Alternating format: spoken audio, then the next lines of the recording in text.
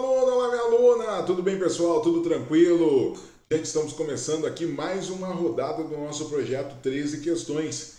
Lembra? Nós vamos falar de 5 rodadas, ou seja, serão 5 aulas de direito constitucional, 5 aulas de direito ambiental, 5 aulas de direito internacional, 5 aulas de direito internacional, para levar você a gabaritar as 7 questões que envolvem essas 4 disciplinas. Hoje, a aula de Direito Constitucional, a gente vai falar sobre organização do Estado, um assunto que bomba nas provas da OAB, e a gente não vai perder tempo, vamos direto para lá. Bora para as nossas questões, vamos verificar aqui. Gente, tema bastante cobrado esse tema, certo? E a gente não pode perder tempo, vamos lá para as nossas questões. Lembrando, eu sempre repito para vocês, olhem os temas mais cobrados. Por quê? Porque além das questões que a gente vai fazer, vocês vão ver as minhas dicas nas minhas redes sociais, vocês vão ver as minhas aulas que eu dou, que elas estão gratuitas e muitas vezes disponíveis ou no meu próprio YouTube, ou então lá no YouTube do CEISC. Vocês vão ver os temas que vocês vão ter que ler, ou seja, tem que ler a Constituição também. Certo? Não é só assistir às aulas, mas tem que ler a Constituição. Eu estou lhe dando o caminho das pedras, mas quem vai trilhar esse caminho das pedras é você. Então lembra, sempre cuide dos temas mais cobrados, que são esses, e a gente vai trabalhar todos eles. Beleza? Vamos para a nossa primeira questão da aula de hoje. Primeira questão é a seguinte. Bento ficou surpreso ao ler em um jornal de grande circulação e um cidadão americano adquiriu fortuna ao encontrar petróleo em sua propriedade, situada no estado do Texas. Acresça-se que um amigo com formação na área de geologia tinha informado que as imensas propriedades de Bento possuíam rochas sedimentares normalmente presentes em regiões petrolíferas. Antes de pedir um aprofundado estudo geológico do terreno, Bento buscou um advogado especialista na matéria a fim de saber sobre possíveis direitos econômicos que lhe caberiam como resultado de extração do petróleo em sua propriedade. O advogado respondeu que, segundo o sistema jurídico constitucional brasileiro, caso seja encontrado petróleo na propriedade de Bento, aí você tem que ver qual é a resposta do advogado. Gente, quer ter acesso a essa questão, aos comentários, a tudo? Vai lá na descrição deste vídeo mesmo e você vai conseguir o material desta aula. Todos os vídeos do projeto 13 questões têm o material na descrição. Então, não tem problema. Professor, às vezes está pequenininha a letra, não tem problema. Baixa o material, você vai ter o PDF lá e você vai ter acesso à questão e ao comentário. Por que é o gabarito tal e por que é o comentário junto com a aula que a gente está tendo aqui. Então, sempre na descrição do vídeo você vai ter acesso ao material. Beleza? Vamos às alternativas. Letra A. Vou pegar aqui minha caneta já, para ficar mais fácil também esse nosso estudo. Letra A diz assim: poderá, por ser proprietário do solo e por extensão do subsolo de sua propriedade, explorar, certo? Per se, a atividade, né? Auferindo para si os bônus e os ônus econômicos advindos da exploração. Não, ele não pode explorar por si, porque ele é proprietário do solo, mas do subsolo não é. Não é a mesma coisa. Então está errado esse negócio de extensão do solo e do subsolo para quando a gente vai falando de recursos minerais como o petróleo. Tá bom? O petróleo é de propriedade da União. Okay? O petróleo é um recurso mineral que, estando no subsolo de qualquer propriedade, ele é da propriedade da União, porque são diferentes a propriedade do solo e do subsolo. Beleza? Letra B. Receberá a indenização justa e prévia pela desapropriação do terreno em que se encontra jazida, mas não terá direito a qualquer participação nos resultados econômicos provenientes do solo. Não, ele continua com a propriedade, então ele não recebe indenização, ele continua com a propriedade, certo? E ele vai ter, então está errado, está dizendo que não terá direito à participação nos resultados econômicos, ele vai ter direito aos resultados econômicos, isso está lá no artigo 176 da Constituição Federal. Então o erro do negócio na determinação de que ele vai receber uma indenização, porque ele vai ser desapropriado, ele não será desapropriado, e ele tem direito à participação dos resultados econômicos provenientes da lavra da atividade do recurso mineral. Então está errado esse não tem direito. Ok? Beleza, letra B, errada também. Letra C, terá assegurado nos termos estabelecidos pela lei, pela via legislativa ordinária, participação nos resultados econômicos decorrentes da exploração da referida atividade em sua propriedade. Tudo certo, ele tem assegurado sim, de acordo com o que a lei vai prever, participação nos resultados econômicos decorrentes da exploração que será feita ou diretamente pela União ou por alguém que a União vai conceder um concessionário da União que vai realizar essa exploração em nome da União, certo? Então tudo certo ali na letra C, trazendo tudo que está previsto lá no 176, o que está previsto também no artigo 20 da Constituição Federal. Vamos ver a letra D, o que pode estar errado na letra D. Não terá direito a qualquer participação no resultado econômico das atividades. Isso já está errado, ele tem direito à participação, isso está lá no artigo 176 da Constituição. Pois, embora seja proprietário do solo, as riquezas extraídas do subsolo são de propriedade exclusiva da União. Tudo certo, são realmente de propriedade da União, mas ele tem direito, ou o proprietário vai ter direito à participação no resultado da extração, certo? Então, isso aqui está errado. Realmente, as riquezas extraídas do subsolo são de propriedade da União, certo? Mas o proprietário tem direito ao resultado dessa extração, os famosos royalties, o proprietário vai ter direito. Então, eu tenho uma propriedade. Dentro dessa propriedade encontro um petróleo, o petróleo não é meu. O petróleo, como a campanha já dizia, né, o petróleo é nosso, ou seja, é da União. Mas eu vou ter direito, por ser o proprietário, a ter uma participação no resultado da lavra dessa extração. Beleza? Fundamentação para essas respostas, para dizer que a A está errada, para a B está errada, a D está errada e a C está certa, está aqui, ó. Primeiro, os recursos minerais, inclusive do subsolo, são bens da União, como prevê o artigo 20, inciso 9 da Constituição Federal. Além disso, lá no artigo 176 está a regulação da questão envolvendo as jazidas e a lavra ou não dessas jazidas de recursos minerais. Diz assim, ó, as jazidas em lavra ou não e demais recursos minerais e os potenciais de energia hidráulica constituem propriedade distinta da do solo. Tem propriedade do solo e os recursos do subsolo, certo? Para efeito da exploração ou aproveitamento, e pertencem à União, garantido ao concessionário a propriedade do produto da lavra. Então, se a União conceder, quem vai ser o proprietário daquele produto da lavra é o concessionário que a União concedeu para ele a possibilidade de realizar a lavra, a extração daquele recurso mineral. Contudo, o proprietário do solo, que não é o mesmo do subsolo, porque do subsolo é a União, o proprietário do solo, poderia ser o Mateus, no caso aqui da questão é o Bento, o proprietário do solo, ele tem direito à participação no resultado da lavra. E isso vai ser definido de acordo com a lei. A lei vai definir exatamente qual vai ser esse tipo de participação do resultado da lavra, certo? Nessas circunstâncias, nessas condições. Beleza? Ok? Muito bem, tranquilo essa discussão, artigo 176, parágrafo 2º da Constituição Federal e o conhecimento do artigo 20, inciso 9 da Constituição Federal conseguiam responder esta questão para vocês, trazendo a ideia da organização do Estado, que começa lá no artigo 18 e vai até o artigo 36 da Constituição, antes de chegar na administração pública, né?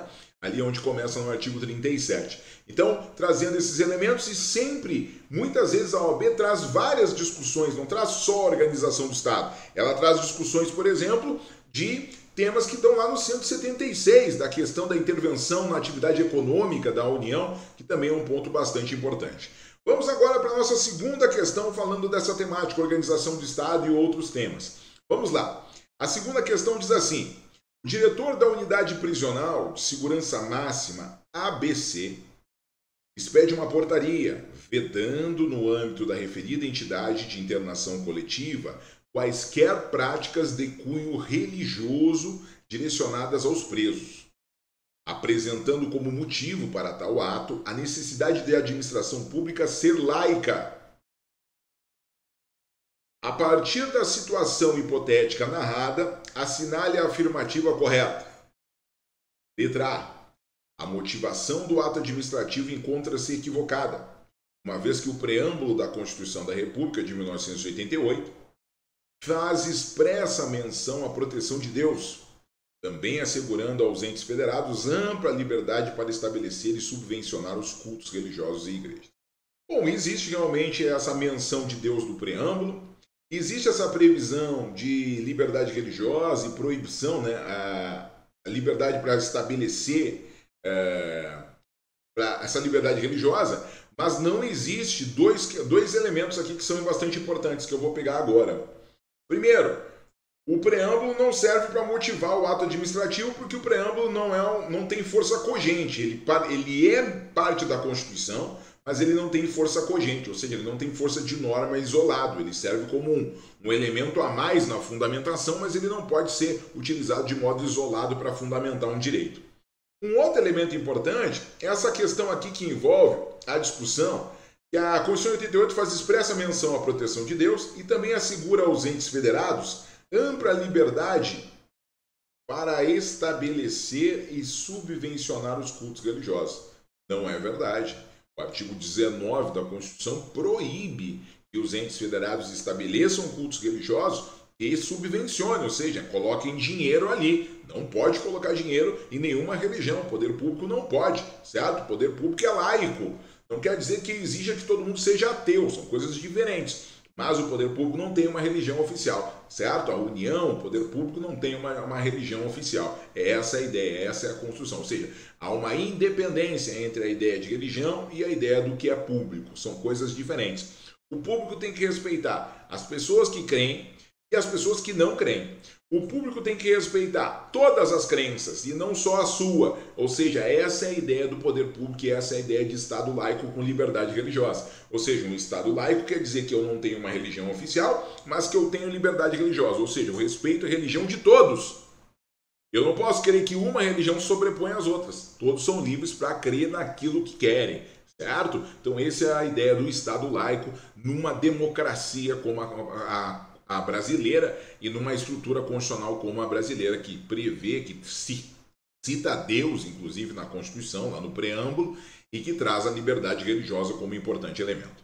Então, letra A, errada exatamente por essas fundamentações que eu acabo de trazer para vocês. Lembrando, o preâmbulo é parte da Constituição, mas ele não é uma norma cogente. Eu não tenho como fundamentar uma decisão judicial apenas pelo preâmbulo. Não é possível, ele não tem força cogente.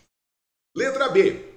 O ato expedido pelo diretor encontra plena correspondência com a ordem constitucional brasileira, a qual veda aos entes federados estabelecer cultos religiosos ou igrejas, subvencioná-los ou firmar qualquer espécie de colaboração de interesse público.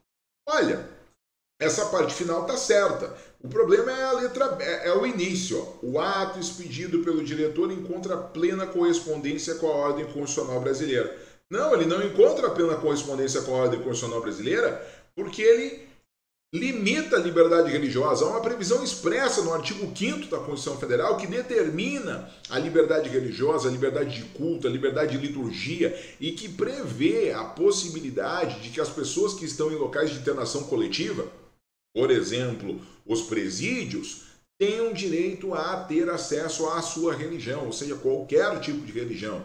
Ou seja, é errado o que estava dito, o que foi feito pelo diretor da unidade prisional de segurança máxima ABC. Está contrariando, está ofendendo um direito fundamental à liberdade religiosa dos presos.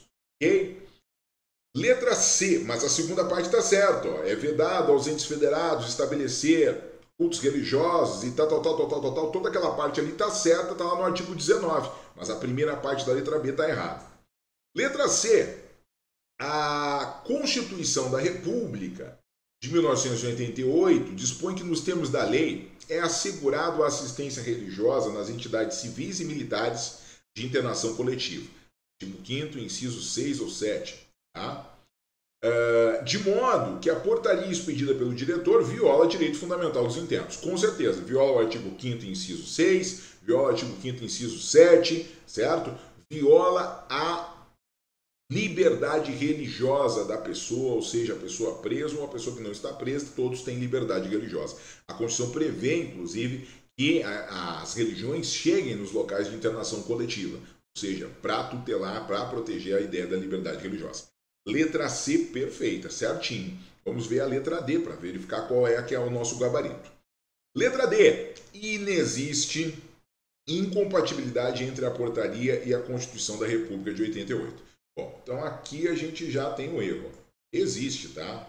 Existe. É incompatível sim. Beleza? Uma vez que a liberdade religiosa apenas se apresenta no ensino confessional, ministrado em caráter facultativo nos estabelecimentos públicos e privados de ensino, não sendo tal direito extensível aos presos. Gente, direito à educação é extensivo aos presos, o ensino confessional poderá ser extensivo aos presos, certo? Outra coisa, a liberdade religiosa é em todas as nossas ações e não só na educação através do ensino confessional. Então está errado, bem errada a letra D de Dinamarca, certo? Com todos esses fundamentos que eu acabo de trazer para você. E o nosso gabarito, portanto, é a letra C de Canadá. Letra C de Canadá é o nosso gabarito. Vou colocar aqui para você quais são as fundamentações. A primeira é aquela do preâmbulo, né? O preâmbulo faz parte da Constituição Federal, mas não tem força cogente. Ou seja, eu não posso fundamentar nada de uma decisão judicial somente no preâmbulo. Eu posso reforçar algum argumento de um artigo, de algum inciso, de alguma linha da Constituição pelo preâmbulo, mas não pode ser ele a fundamentação principal, porque ele não tem força cogente para fazer isso. Outro elemento importante é o artigo 5º, inciso 6 e 7, principalmente no inciso 7, que diz: é assegurado nos termos da lei a prestação de assistência religiosa nas entidades civis e militares de internação coletiva, ou seja, nos presídios, por exemplo. Certo? Então, o diretor da unidade prisional está contrariando a Constituição, está ofendendo diretamente o artigo 5º, inciso 7. Beleza? Ofendendo diretamente o artigo 5º, inciso 7. Diante da inviolabilidade da liberdade de consciência e de crença que está estabelecido também no artigo 5º da Constituição Federal, inciso 6. E, por fim, o artigo 19 é mencionado, o artigo 19 da Constituição que fala da organização do Estado. Lá no artigo 19 nós temos algumas vedações aos entes federados. O artigo 19 diz que é vedado à União, aos Estados, ao Distrito Federal e aos municípios estabelecer cultos religiosos ou igrejas, subvencioná-los, embaraçar-lhes o funcionamento ou manter com eles ou seus representantes relações de dependência ou aliança, ressalvado na forma da lei a colaboração de interesse público. Então só é possível, de acordo com os limites legais, a colaboração de interesse público às unidades religiosas, principalmente nas discussões de assistência social. O poder público poderá fazer convênios, parcerias com entidades religiosas para auxiliar ele, por exemplo, em políticas públicas de assistência social. Isso é possível.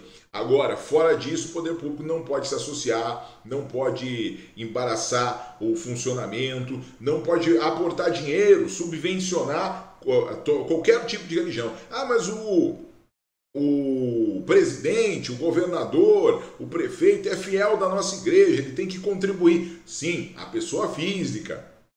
Agora, não poderá utilizar nenhum dinheiro público que não é dele. Ele pode ter o poder, a caneta, mas o dinheiro não é dele, o dinheiro é de todos nós. E aí não pode utilizar nada da convicção pessoal dele para influenciar ou para tomar decisões no que diz respeito à administração pública, sob pena de misturar coisas que há muito tempo já estão separadas: religião e o Estado, a administração pública e a religião. Certo? Beleza? Gabarito letra C de Canadá, então, nessa questão.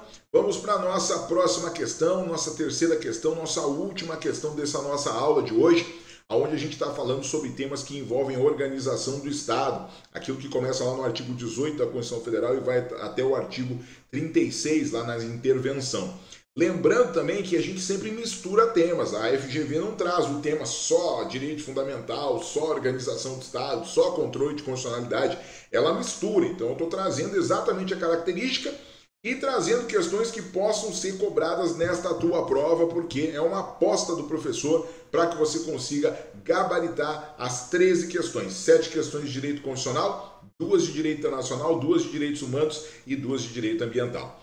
Bora lá! Vamos para a questão número 3.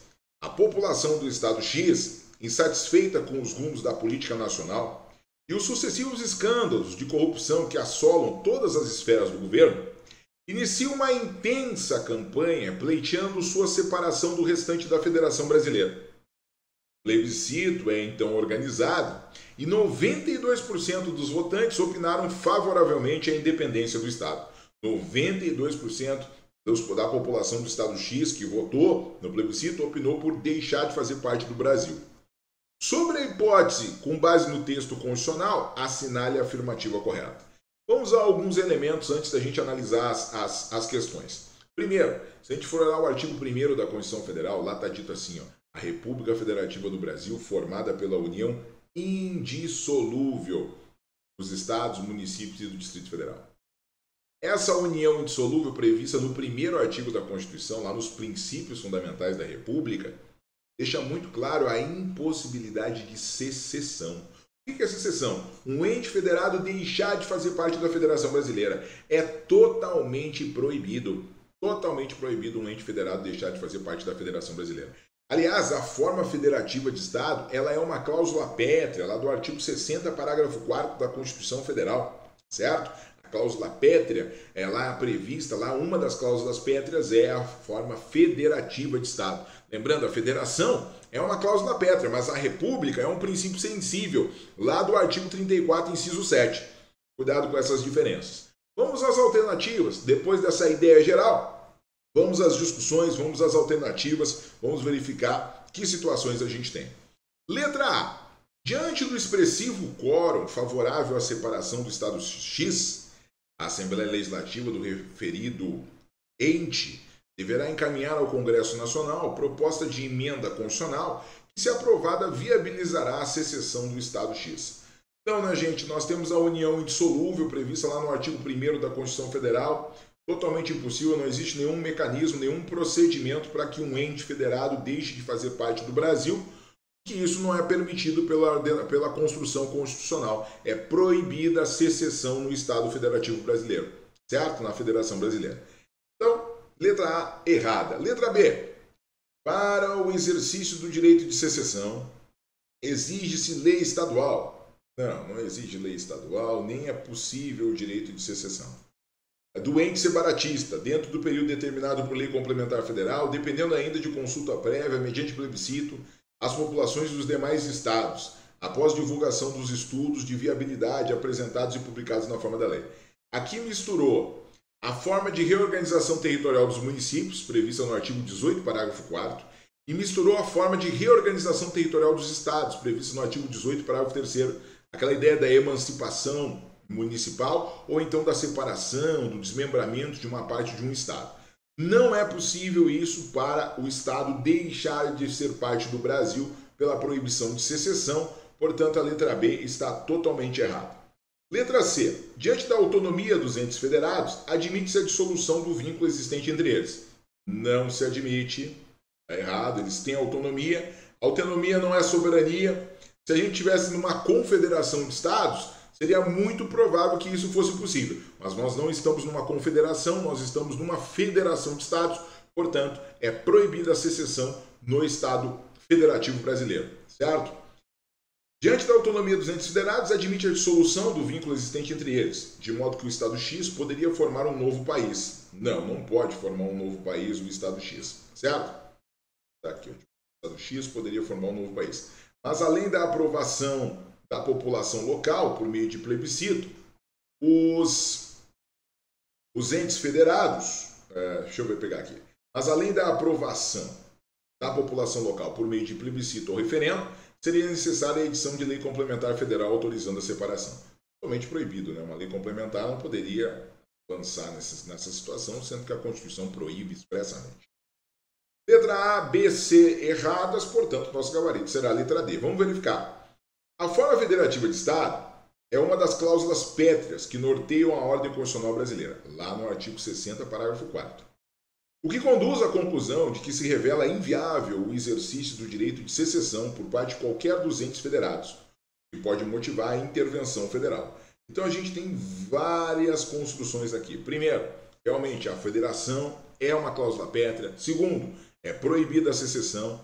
Terceiro, um ente federado que levantar isso através de órgãos oficiais, ou seja, deputados, governadores, representantes desse ente, levantar isso de forma oficial, vai trabalhar contra a integridade nacional, certo? Toda a construção da integridade da nação, a integridade da república. E isso vai permitir a possibilidade de uma intervenção da União no Estado que quer se separar.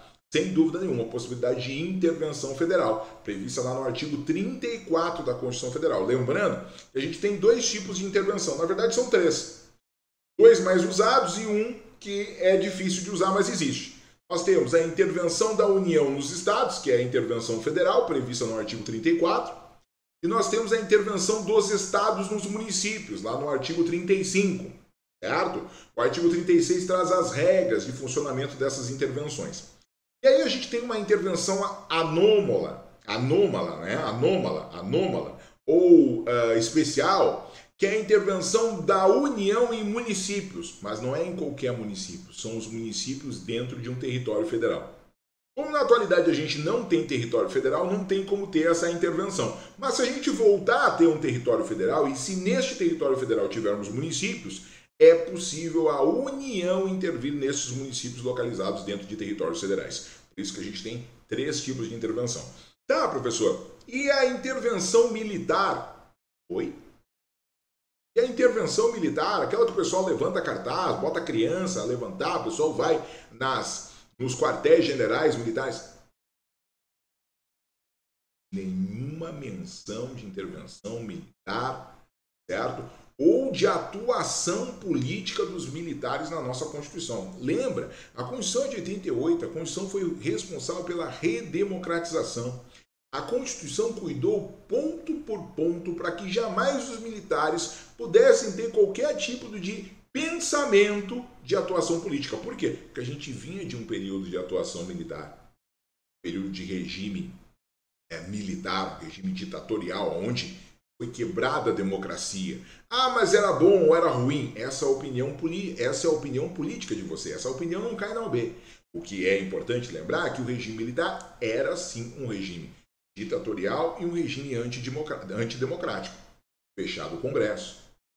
Não tinha eleição para presidente, por muito tempo não teve eleição para prefeito, para governador, para senador, para deputado. Caçavam mandatos de deputados sem nenhum tipo de processo, ou seja, não havia democracia.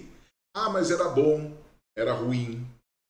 E a sua visão, a minha visão, e isso não interessa na prova. O que interessa na prova são as realidades, certo? E essa é uma construção importante para a gente compreender. Beleza? Importante a gente entender o seguinte, a Constituição de 88 estabelece esses 2 tipos de intervenção. Intervenção da União nos estados, intervenção dos estados nos municípios. E possibilita uma terceira intervenção, que é, em existindo territórios federais, tendo município dentro desse território federal, a União poderá intervir neste município, caso seja necessário. Pegando os critérios de intervenção do artigo 35. Por que não os do artigo 34, que é o da intervenção da União nos estados? Porque o critério é para intervir em município.